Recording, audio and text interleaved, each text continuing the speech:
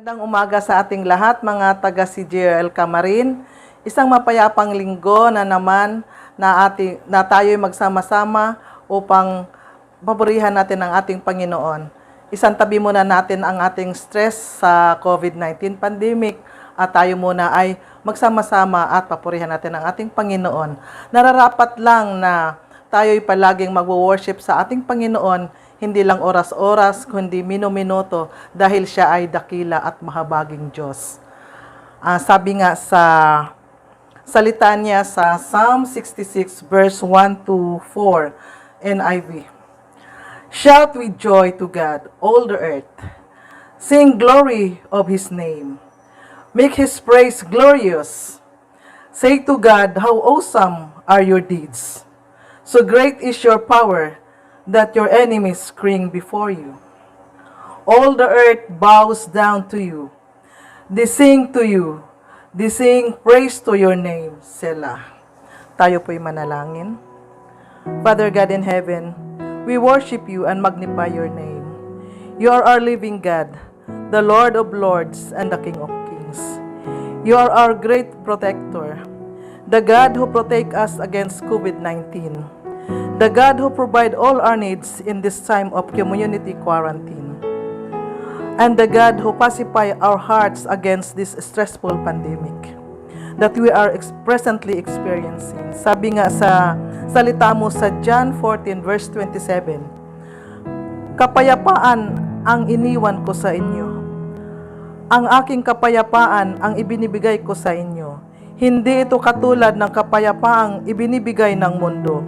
Huwag na kayong mabalisa at huwag na kayong matakot. Maraming salamat, Panginoon, sa kadakilaan mo. You are an awesome God, nararapat kang papurihan sa Espiritu at katotohanan. Pangunahan mo kami, Panginoon, sa oras na ito at ikaw nawa ang magiging sentro sa aming pananambahan. We bring back all the glory in Jesus' name. Amen. Sa ating pagpapatuloy, pangunahan tayo ni Sister Nikki sa ating pag-aawitan. Good morning po sa ating lahat. Panibagong araw na naman po ang pinagkaloob sa atin ng ating Panginoon. Tunay nga na pinagpala tayo at isang linggo na naman ang natapos. Ngayong oras na ito ay awitan natin ang ating Panginoon. Sabi nga sa ating unang awit, siya lamang ang nag-iisang Diyos na dapat nating alayan ng ating papuri, ng ating pasasalamat. Let's praise and worship the Lord sa pamamagitan ng pag-awit.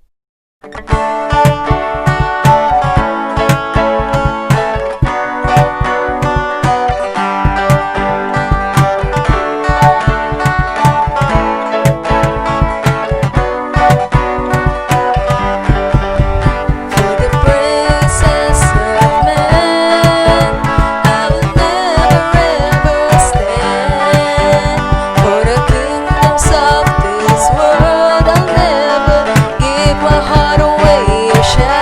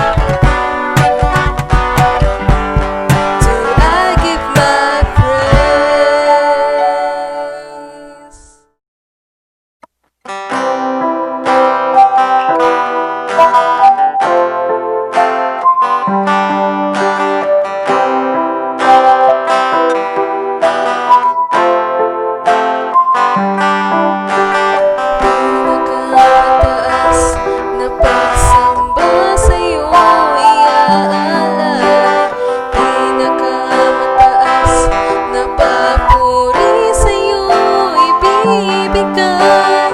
Pinakamataas na pagsamba sa'yo iaalay.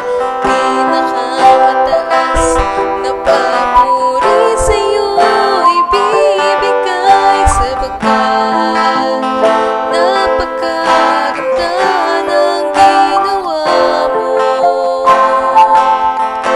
Banal na Espiritu, sapagkat napakaganda ng ginawa mo. Banal na Espiritu, ikaw ang buhay na Diyos. Walang makahihigit sa'yo, wala kang katulad. Ikaw ang buhay na Diyos. Walang di mo kayang gawin sa buhay ko. Pinakamataas na pagsamba sa'yo iaalay. Pinakamataas na papuri sa'yo ibibigay. Pinakamataas na pagsamba sa'yo iaalay. Pinakamataas na papuri sa'yo ibibigay, sapagkat napakaganda ng ginawa mo. Banal na Espiritu, sapagkat napakaganda ng ginawa mo. Banal na Espiritu, ikaw ang buhay na Diyos. Walang makahihigit sa'yo, wala kang katulad. Ikaw ang buhay na Diyos. Walang di mo kayang gawin sa buhay ko. Ikaw ang buhay na Diyos. Walang makahihigit sa'yo, wala kang katulad.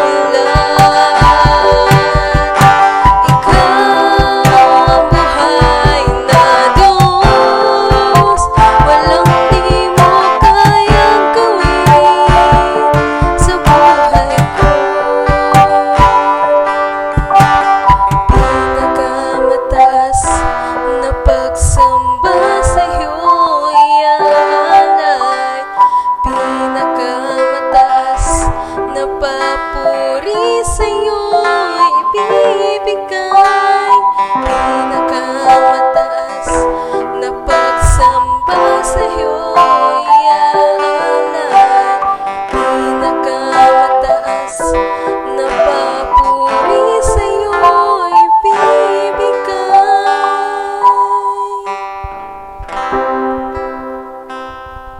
To God be the highest glory. Magandang umaga po sa inyong lahat, mga kapatid, sa si Joel Camarin at lahat ng mga nakikinig at nanonood ngayon sa online service sa linggo na ito. Nawa ay isa namang pinagpalang linggo ng pagbubulay at pagpapasalamat sa ating Panginoon. Sa kabila ng mga pandemya na nararanasan natin, nandito pa rin tayo upang makinig at mag-worship sa piling ng ating Panginoon sa pamamagitan ng online service. Mga kapatid, nung nakaralinggo ay nagdaos ng Father's Day ang ating lahat ng mga katatayan, at sana hindi lang po yung araw na yun, kundi araw-araw sana ang ating mga tatay ay pararangalan dahil sila po ang frontliners ng mga pamilya. Maraming salamat po na nandito po tayo lahat at patuloy na ginagamit ng Panginoon sa kanyang ebanghelyo at nawa sa ating mensahe ngayong linggo na ito at siyempre ng ating pananambahan ay nawa ay tumimo sa mga puso't isipan at may apply po Lord natin sa ating kanya-kanyang buhay. Tayo pong lahat ay manalangin. Mga banal na nasa langit, maraming salamat po Lord sa nagdaang linggo, ang aming pagtatrabaho at gayon po Lord na patuloy mo kaming niligtas sa kapamahakan at patuloy mo kaming binigyan ng provision sa aming pangangailangan sa kabila ng kami po ay nandito ngayon sa aming kanya-kanyang tahanan na hindi kami makapagtrabaho. Subalit, ikaw nagsabi sa iyong salita na unahin ka namin, Lord, at patuloy mo po provide ang pangangailangan namin, O Lord. At nawa po, Lord, ang aming mensahe na mapag-aralan ngayong araw na ito. At nawa po, Lord, ay tumimo sa aming mga puso't isipan at mai-apply po, Lord, namin at maibahagi namin sa aming mga pamilya, kapatid, mga anak at sa mga kaibigan, O Lord. Maraming salamat po, Lord.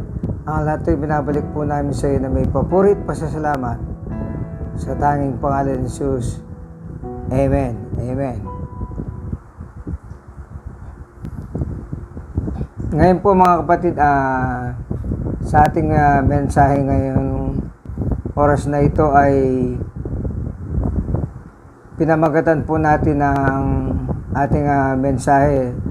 Makikita po na sa atin sa salita ng Diyos sa mga awit 39 verse 3 hanggang verse 6. Sinasabi po sa verse 3, ako'y lubhang nababahala, nangangamba ang puso ko habang aking iniisip. Lalo akong nalilito nang ako'y makatiis. Ang sabi ko ay ganito. Verse 4, Yahweh, sana'y sabihin mo kung kailan mamamatay, kung gaanong katagal pa ako mabubuhay. Verse 5, ang damdam ko sa aking sarili, pinaikli mo ang buhay sa harap mo, ang buhay ko'y parang walang kabuluhan. Ang buhay ng bawat tao ay parang hanging dumaraan. Ang buhay ng isang tao ay parang anino nga lamang at maging ang gawa niya ay wala ring kasaysayan. Hindi batid ang kukuha ng tinipon niyang yaman. Mga kapatid, kung titingnan natin sa senaryo ng ating buhay ngayon, ang salita ng Diyos ay punong-puno ng talinhaga na hindi natin lubos maisip kung ano ang magiging kahihinatnan natin. Kung paano natin mailarawan ang ating tunay na kahinatnan ng ating buhay. Pag minsan, mapapansin po natin punong-puno ng saya ang isang pamilya. Pagkatapos sa isang text lamang mga kapatid, mapapansin natin biglang mapapalitan ng lungkot dahil sa isang pangyayaring biglang hindi inaasahan. Katulad ng aksidente. At minsan yan ang cause ng pagpanaw ng isang mahal sa buhay. Pwede natin sabihin, ang buhay dito sa mundo ay parang isang hamog lamang. Pagsikat ng araw ay unti-unting naglalaho. Pwede nating sabihin, ang buhay dito sa mundo, parang isang usok lang. Siguro po nakakita na tayo ng usok. Pag dumaan ang isang usok at maya-maya ay naglalaho na. Pwede rin po natin sabihin na pag minsan, ang buhay natin ay walang kasiguraduhan dahil nandyan pa ang kaaway na patuloy sa paglalason ng kaisipan ng tao para gumawa ng mga bagay na di kalugod-lugod sa Diyos. Hindi lingid sa atin, kahit anong gawin ng ating presidente, war on drugs, lahat, pero still, may nasasakote pa rin sila. Dahil ang kaaway nagdo-double time upang sirain ang buhay ng tao. Dahil sa sarili niyang interest, di baling masasagasahan ang lahat. Kung papansin po natin sa salita ng Diyos, sabi po sa Job chapter 8 verse 9. Ano pong sinasabi sa verse 9? Buhay natin maikli lang at kaalamay natin kulang. Parang anino lamang tayong duman sa ibabaw ng sanlibutan. Kaya mga kapatid, isang katotohanan na kailangan natin gamitin ang pinaka-best. Hindi po better, yung pinaka-best po sa ating sarili. Dahil ang mundo natin ginagalawan ay hindi na pabata, kundi pasama ng pasama.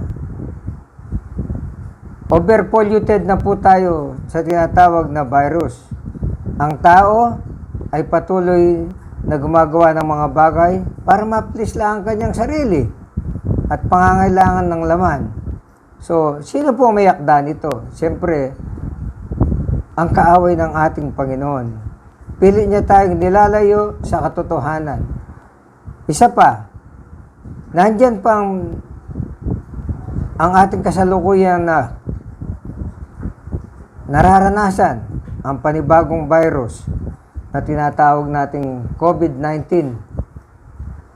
Kaya sabi ng salita ng Diyos, binigyan tayo ng Panginoon ng konting kaalaman upang para mapuno ang kaalaman nito is dapat tayong magipagniig sa Kanya.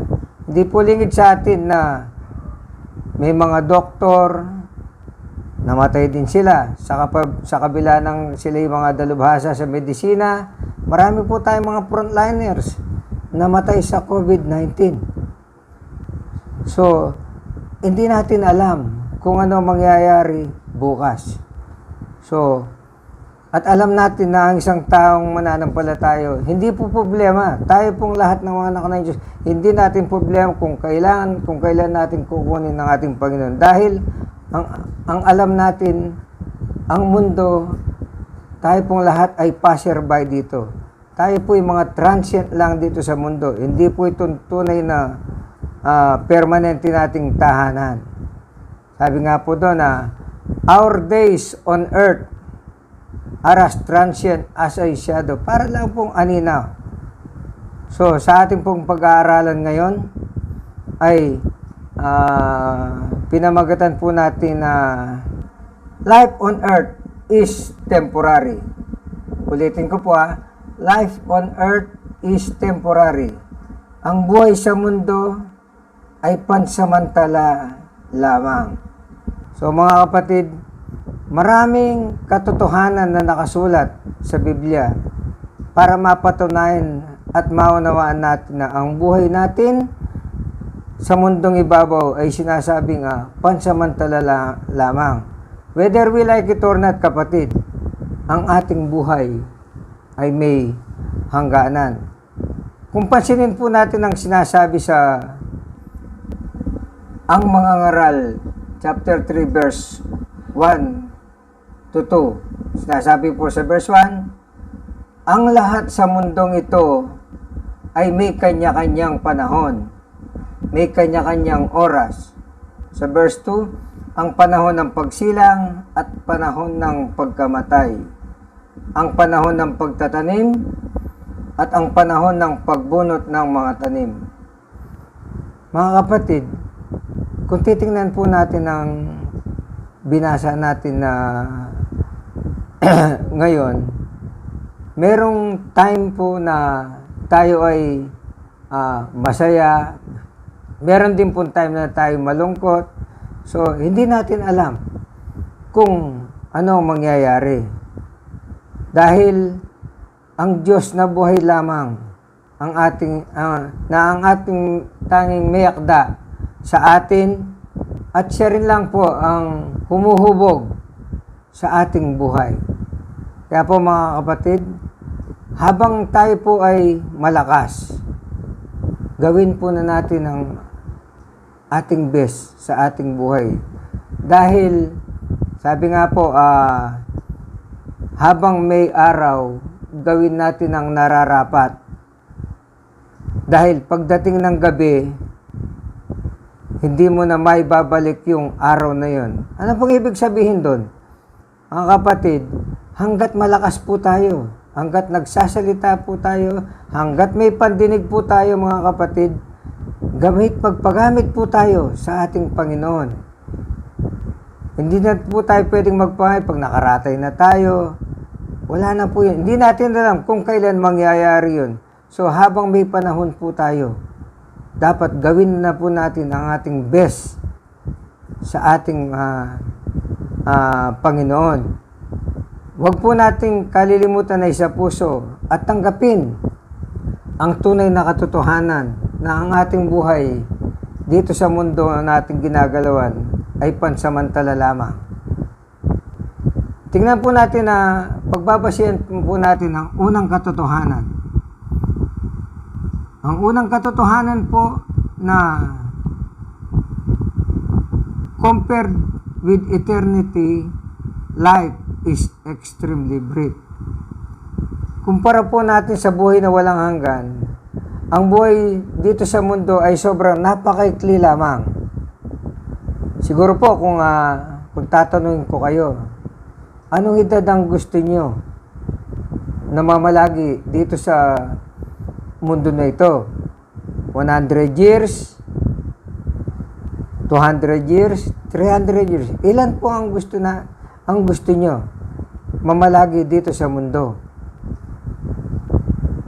Siguro po ay nang aabot ng 400 years dahil ugod-ugod na kayo, alis yung mukha nyo, nandun na sa lupa, so hindi na kayo makagalaw. Siyempre hindi natin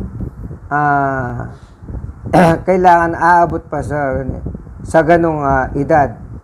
Ang gusto lang mangyari sa ating Panginoon na habang tayo malakas, sandali lang natin sa mundo, at least kung haharap man tayo sa Panginoon, pag kinuha niya tayo, isa lang ang sasabihin niya, welcome, my good and faithful servant. Pumasok ka sa aking kapahingahan. So, marina palaging pinapanalangin ni David. Makikita natin sa mga awit, chapter 39, verse 4. Ano pong sinasabi nun sa verse 4? Yahweh, sana'y sabihin mo kung kailan mamamatay, kung gaanong katagal pa ako mabubuhay.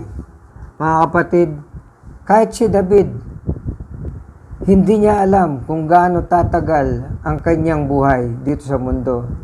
Sabihin natin na marahil maliit pa si David, pagod na siguro sa kanyang itinerary, pagod na siya sa kanyang ups and downs, sa kanyang pangaraw-araw na routine sa buhay. Ganon din po tayo, katulad ni David. Ikaw, ako, o sino mang makapangyarihang tao dito sa mundo, mayaman man o mahirap, o sabihin natin successful ka man, bata o matanda, so kung ano man yung klase ng pagkatao natin, di natin alam, kapatid, kung ano ang kahinatnan natin, kung ano ang magiging hangganan natin. Kaya po, marin na sinasabi ni David sa mga awit 119, verse 19. Ano po sinasabi sa verse 19? Tandaan niyo po ito, kapatid. Ang buhay ko sa daigdig ay pansamantala lamang. Kaya huwag mong ikukubli sa akin ang kautusan. So, ibig po sabihin na maraming nagpapatunay sa Biblia na ang ating mundo ay maiksi lamang, ay maikli. So, tapos, hindi natin alam kung kailan tayo kukunin ng Panginoon. Sabi nga, palagi natin narinig sa mensahe, tuwing linggo, kahit anong oras tayong kunin ng Panginoon, ang importante, save tayo. Ang importante, tumanggap tayo kay Kristo. Ang importante, isa tayong mananampalataya, isa tayong disipulo, at isa tayong ginagamit sa ubasan ng ating Panginoon. Kaya sa panahon ngayon na alam natin na kabi-kabila ang nakikita natin, nandiyan yung pagdating sa Middle East, nandiyan yung mga digmaan. Hindi natin alam, kapatid, kung hanggang kailan ihinto ito. Nandiyan yung civil war, nandiyan yung patuloy na nag-iimbento sila ng mga Scud missile. Ano pong ibig sabihin? Ang mundo ay papunta na sa hangganan. So, wag po nating sayangin ang oras para paglingkuran siya habang malakas tayo. Patuloy lang po tayong paggamit sa kanyang ubasan, mga kapatid. Sabi niya sa salita, the harvest is plenty, but the workers are few. Ano bang ibig sabihin natin ng Panginoon dito? Tayo po yung manggagawa na hinihintay ng Panginoon para punuan ang kakulangan ng manggagawa ng Panginoon. Marami po ang kaluluwa, tumatangis, dumadaing, at hindi na alam kung saan sila papunta. So tayo po, kailangan po tayo sa panahon ngayon na kaya po habang may panahon pa, pilitin po natin burahin sa ating isip ang salitang busy. Alam nyo, nakakalungkot isipin. Pag ang isang tao, sasabihin mo sa kanya, kapatid, pwede ka bang mayaya sa Bible study? Isa lang ang sasabihin sa iyo, wala akong time dyan, kapatid. Busy ako, saka na lang. Total, hindi naman nawawala yan eh. Kasi mas kailangan ko mag-overtime. Bakit? Kailangan ng pamilya ko. Yun po yung palaging sinasabi ng tao. Kailangan magkaroon po tayo ng time para dyan. So, alam natin mga kapatid, life is too short. Make the best of it, mga kapatid. So, sa ating napag-aralan, makikita natin na yung una, compared to eternity, life is too brief, mga kapatid. At ang pangalawa at ang panghuli, earth is only a temporary residence. Ang ating mundo, para sa ating mananampalataya, para sa ating mga anak ng Diyos, para sa disipulo ng Panginoon, ang ating residente na permanente ay nasa langit. We are only transient here in this world. We are only passerby in this world. We are only borders in this world. Siyempre, pag sinabing temporary, natural, hindi permanente, di ba? Pansamantala lang o panandalian lamang. So, sa mga anak ng Diyos na mananampalataya o nagkikipag-isa na kay Kristo, so, magpagamit po tayo, mga kapatid. Lalong-lalo na nakakalungkot isipin pag minsan papayag ba tayo na pag kinuha na tayo ng Panginoon o sabihin natin na dumating na yung sukdulan na hindi natin inaasahan, kukuhanin na lahat ng Panginoon ng tao. So, papayag ba kayo na ang iyong kapatid, ang iyong nanay, tatay, anak ay masasadlak sa apoy ng impyerno? Siyempre hindi po. So, ito po yung tamang oras, mga kapatid. Gumalaw po tayo, makibahagi po tayo, magpagamit po tayo sa ating Panginoon. So, ang sinasabi ng Biblia na ang mundo ay hindi yung permanente nating tirahan. Tandaan po natin yan. Kaya nga, kung babasahin po natin at pansinin natin yung sinasabi sa 1 chapter 14 verse 1 hanggang 3. Ano po sinasabi sa verse 1? Huwag na kayong mabalisa, sumampalataya kayo sa Diyos. Sumampalataya din kayo sa akin. Verse 2, sa bahay ng aking ama ay maraming silid. Kung hindi ito totoo, sasabihin ko ba sa inyong, papunta ako roon upang ipaghanda ko kayo ng inyong matitirhan. Verse 3, at kapag naipaghanda ko na kayo ng matitirhan, ako'y babalik at isasama ko kayo upang kayo'y makakapiling ko kung saan ako naroon. Dito pa lang, makikita natin kapatid, hindi po lahat ng tao o buong pamilya ang mabibiyaan ng pinaghahandang permanente ng tirahan sa langit ng ating Panginoon. Take note po mga kapatid, yun lamang sumasampalataya sa Diyos at yun lamang sumasampalataya sa ating Panginoong Jesucristo. Yun lamang po nakipag-isa kay Kristo. At yun lamang po nga sumusunod sa utos ng ating Panginoon. Siya lang pong mabiyayaan ng permanenteng tirahan na inihanda ng ating Panginoon. Siguro po, to simplify this, mga kapatid, kung halimbawa, pupunta tayo sa ibang bansa, ay kailangan muna tayong kumuha ng immigrant pass o yung tinatawag na visitor's pass. Alam mo, nakarating na ako ng Amerika, ha? So, dito nga lang sa ating bansa, mga kapatid, kahit ikaw ay Pilipino, pag nasa Manila ka, kukuha ka pa ng travel pass para makapunta ka ng Bulacan o Pampanga. Ibig sabihin, transient lang tayo sa ating pupuntahan.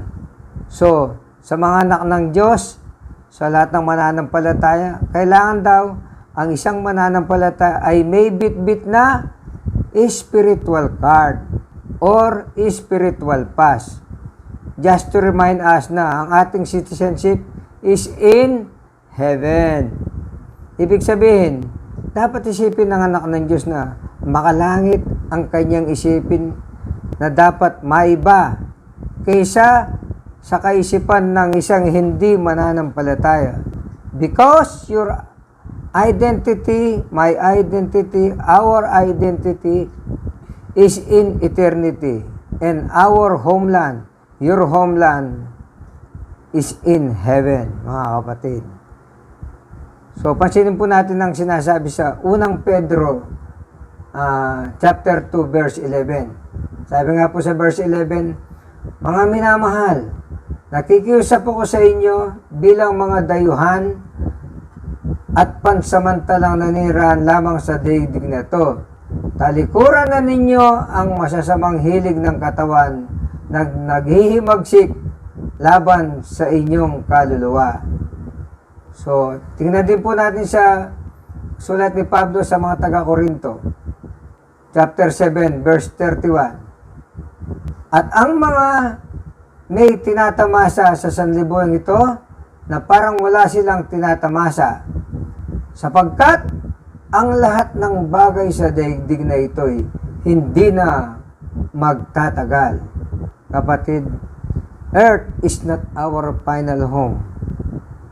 God created us for something much better that will last. Yun po yung tinatawag na eternity.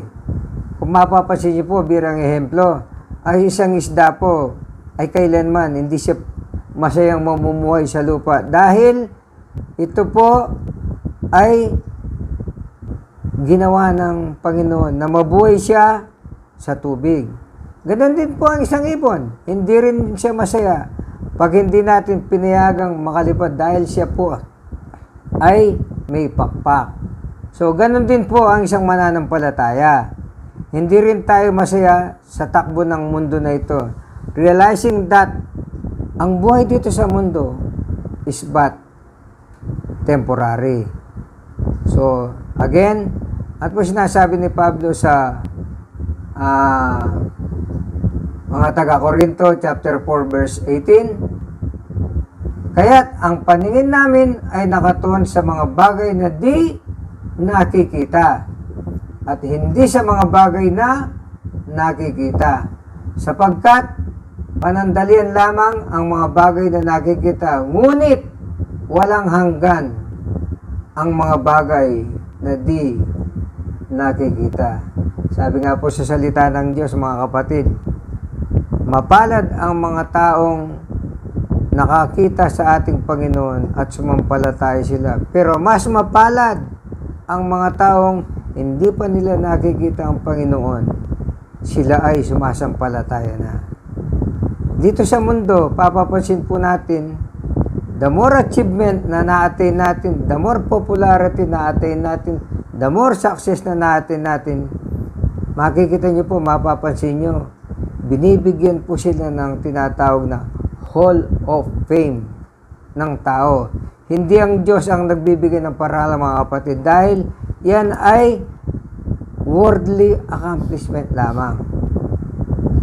So, mga kapatid, our time on earth, hindi yan ang kumpletong istorya ng ating buhay.